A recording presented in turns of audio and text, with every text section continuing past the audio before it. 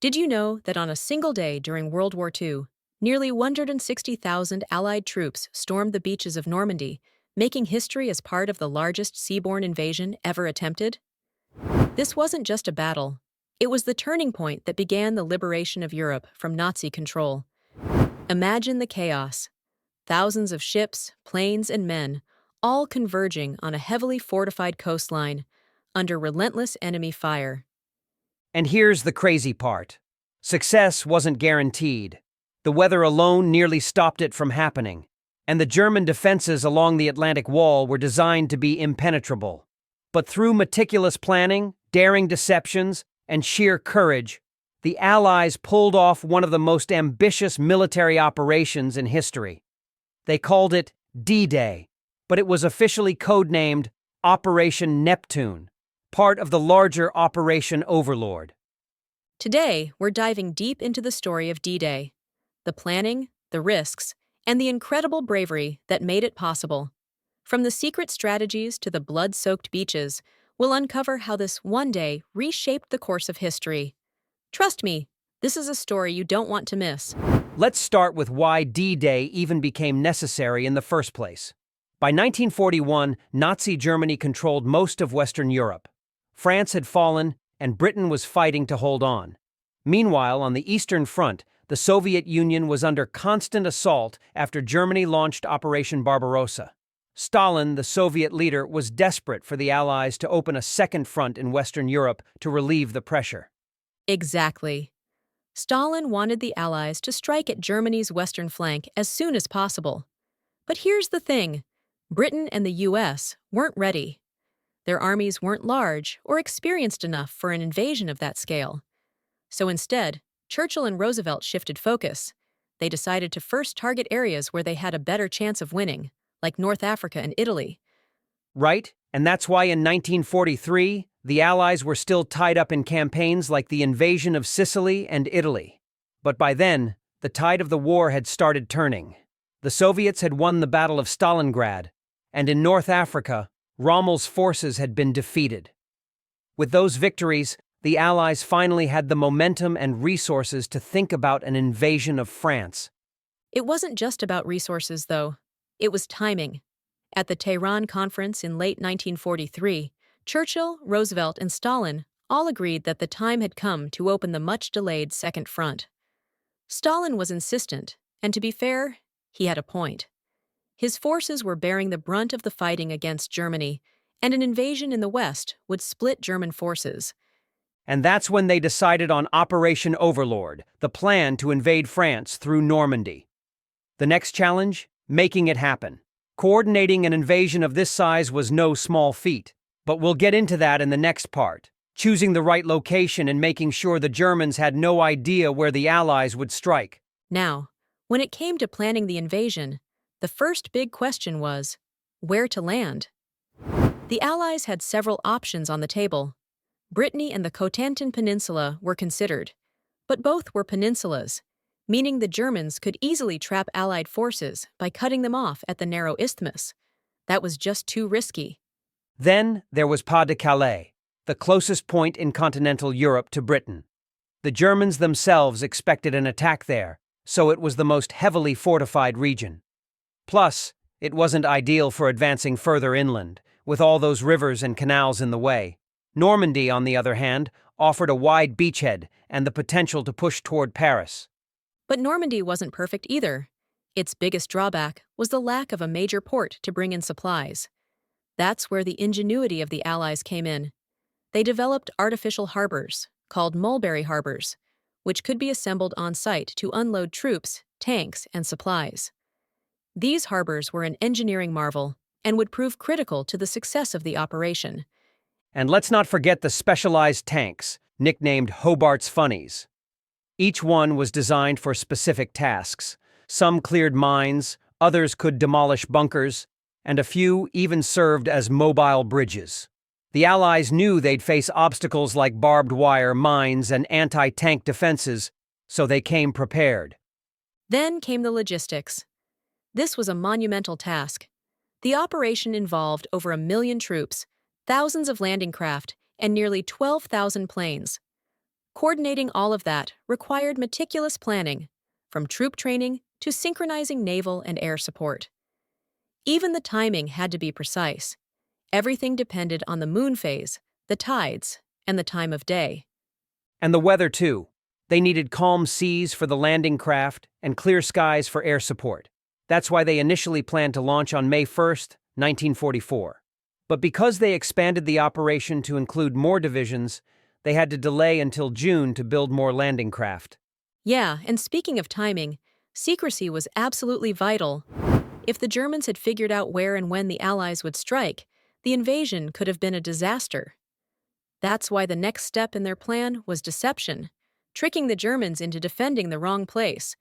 But that, my friend, is a story worth diving into next. All right, so this is where the story gets really fascinating. The success of D-Day didn't just depend on overwhelming force, it hinged on keeping the Germans guessing. The Allies knew they couldn't afford to let the Germans figure out the real landing site, so they launched one of the most elaborate deception campaigns in military history, Operation Bodyguard. Absolutely. Operation Bodyguard wasn't just one plan. It was a series of smaller operations designed to mislead the Germans. One of the most famous was Operation Fortitude. This was divided into Fortitude North, which aimed to convince the Germans that the Allies would attack Norway, and Fortitude South, which focused on making them believe the main invasion would come at Pas de Calais. Right, and for Fortitude South, the Allies created an entirely fake army. They called it the 1st United States Army Group, or FUSAG, supposedly commanded by General George Patton. The Germans knew Patton was one of the Allies' top generals, so they naturally assumed he'd lead the main invasion. The lengths the Allies went to sell this deception were incredible. They built fake tanks and landing craft out of wood and canvas, parked them around Kent and Sussex, and even used fake radio traffic to make it seem like there were massive troop movements in the area. They even had double agents feeding false intelligence to the Germans to reinforce the story. And it worked. The Germans were so convinced the attack would come at Pas de Calais that they kept their best troops and defenses stationed there, even after the Normandy invasion had started. Hitler himself believed Normandy was just a diversion and that the real attack was still coming at Calais.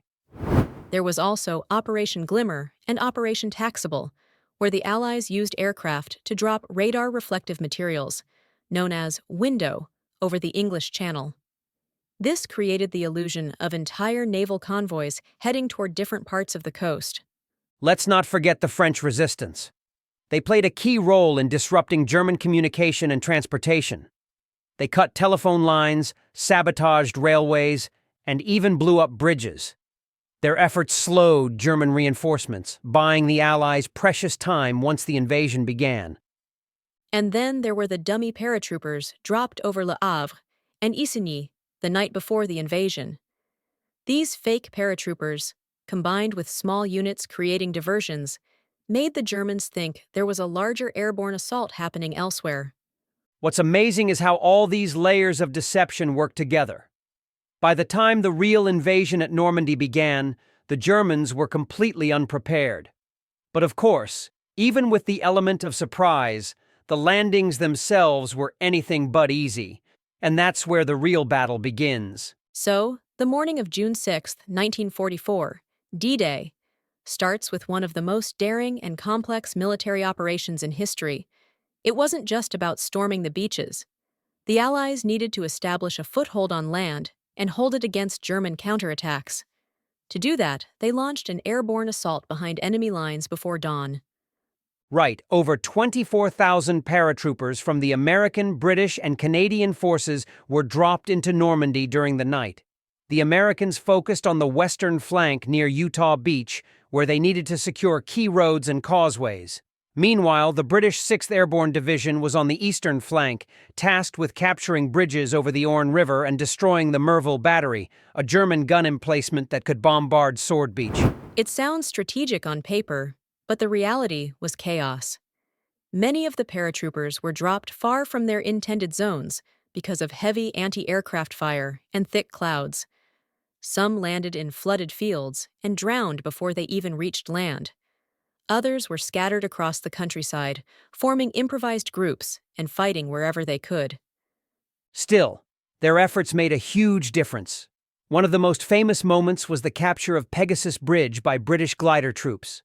That operation was executed with incredible precision, and it prevented German reinforcements from reaching the beaches. Over on the American side, paratroopers from the 82nd and 101st Airborne fought their way to key crossroads and disrupted German communications. And while all of that was happening in the dark, the naval bombardment began just before sunrise. Nearly 7,000 ships, including battleships, cruisers, destroyers, and landing craft, crossed the English Channel. Their first task was to clear the way by shelling German defenses along the coastline. But the bombardment wasn't as effective as planned in some areas. At Omaha Beach, for example, low cloud cover made it hard for bombers to hit their targets, leaving many German gun positions intact. That meant the infantry coming ashore would face heavy resistance. And speaking of the beaches, the landings themselves were divided into 5 sectors: Utah, Omaha, Gold, Juneau, and Sword. The Americans were assigned Utah and Omaha, the British took Gold and Sword, and the Canadians landed at Juneau. Each beach had its own challenges and levels of resistance. Take Utah Beach, for instance. Strong currents pushed the landing craft off course, but it turned out to be a blessing.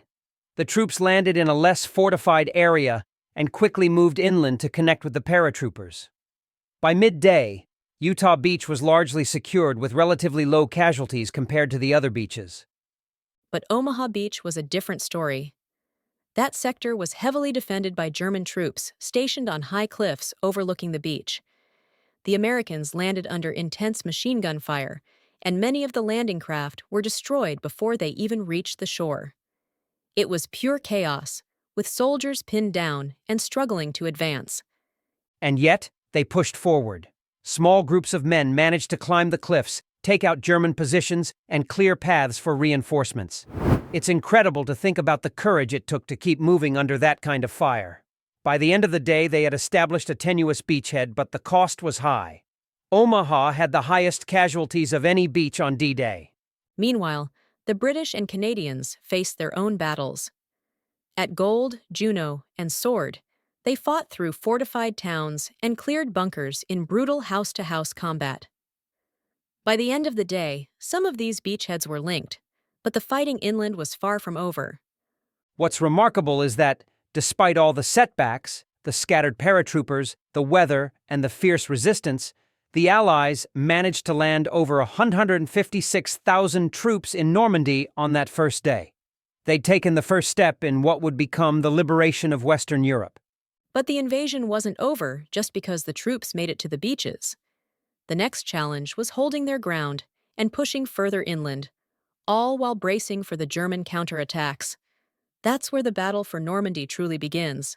Now, landing on the beaches was one thing, but holding those positions and pushing inland, that was the real test. Each of the 5 beaches came with its own set of challenges, and the fighting on D-Day was nothing short of brutal. Let's start with Utah Beach, where the Americans had that unexpected stroke of luck.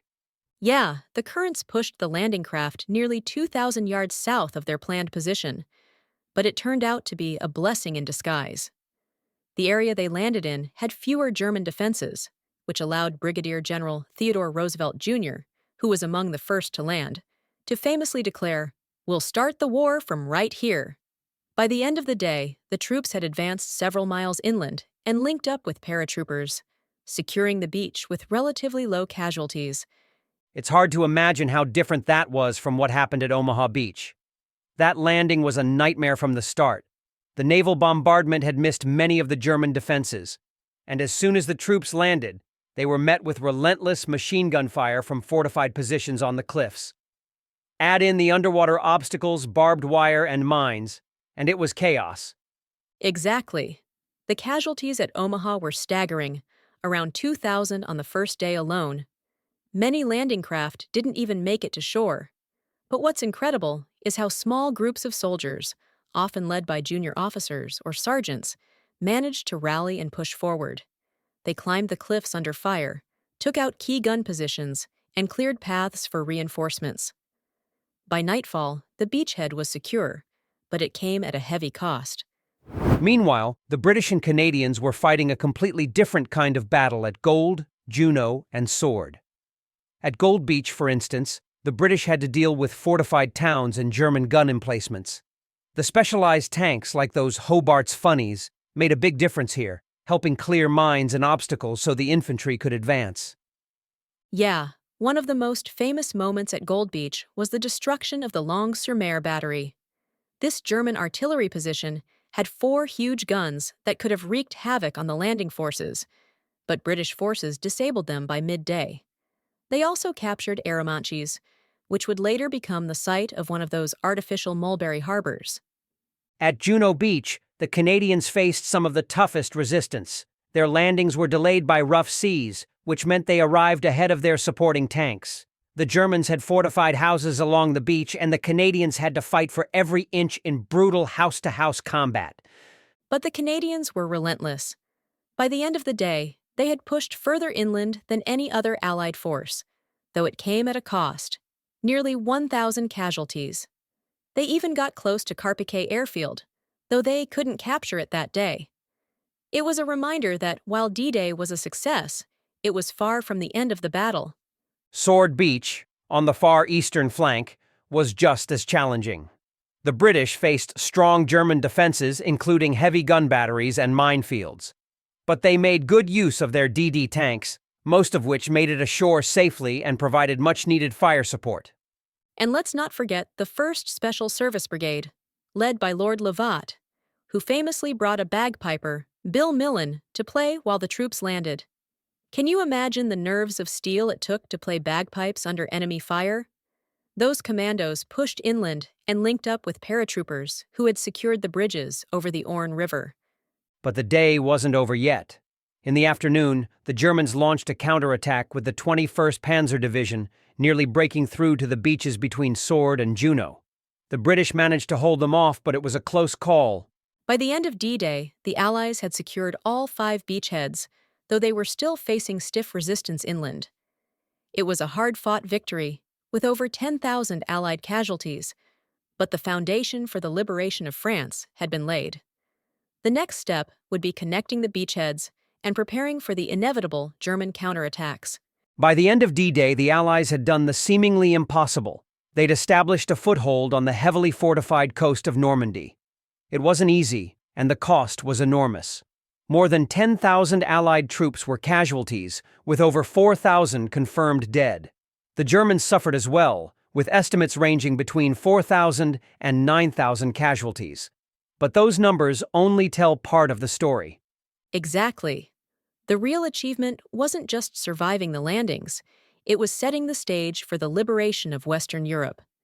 The Allies had to secure all 5 beachheads, and it wasn't until June 12th, 6 days later, that they were able to connect them into one continuous front. Even then, major objectives, like the city of Caen, remained in German hands for weeks. But despite the setbacks, the Allies had gained the upper hand.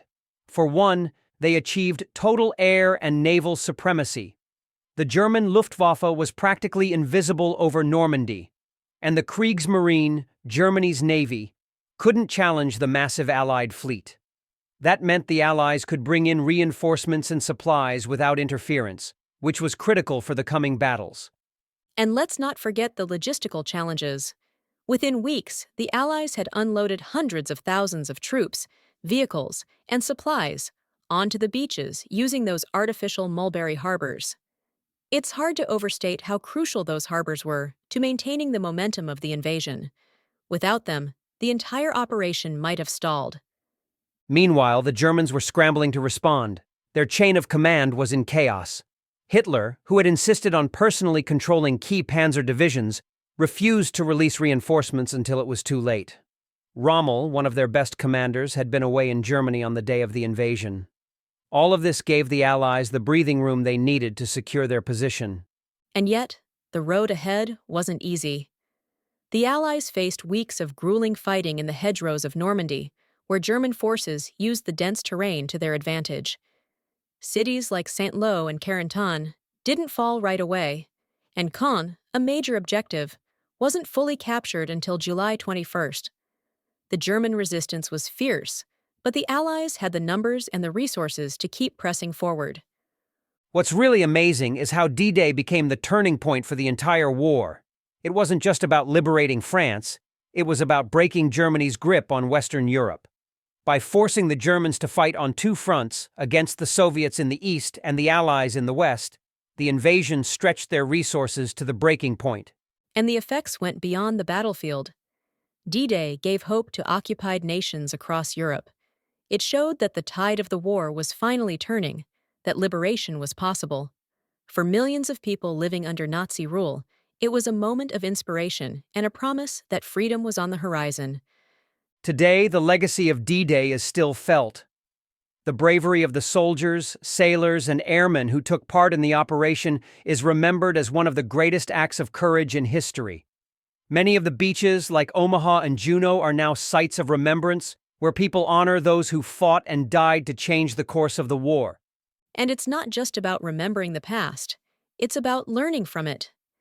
D-Day reminds us of the power of unity and determination. It was a massive effort that involved multiple nations, working together to achieve something that seemed impossible. That spirit of cooperation is something we can all take inspiration from today. So while D-Day was just one day in the war, its impact was immeasurable. It marked the beginning of the end for Nazi Germany and set the stage for a new era in Europe. It's a story of strategy, sacrifice, and courage, and one that will never be forgotten. And that's the story of D-Day, an operation that changed the course of history. From the daring airborne landings to the relentless battles on the beaches, it was a day defined by courage, sacrifice, and determination. But what's even more inspiring is how it all came together. Nations uniting against a common enemy, overcoming impossible odds, and proving that even in the darkest times, hope and resilience can triumph. We hope you enjoyed this dive into the history of D-Day. If there's another story or biography you'd like us to cover, let us know in the comments. And don't forget to like this video, share it, and subscribe to the channel. That way, you won't miss any of our upcoming episodes. Thank you for listening, and we'll see you next time as we explore more stories that shaped our world.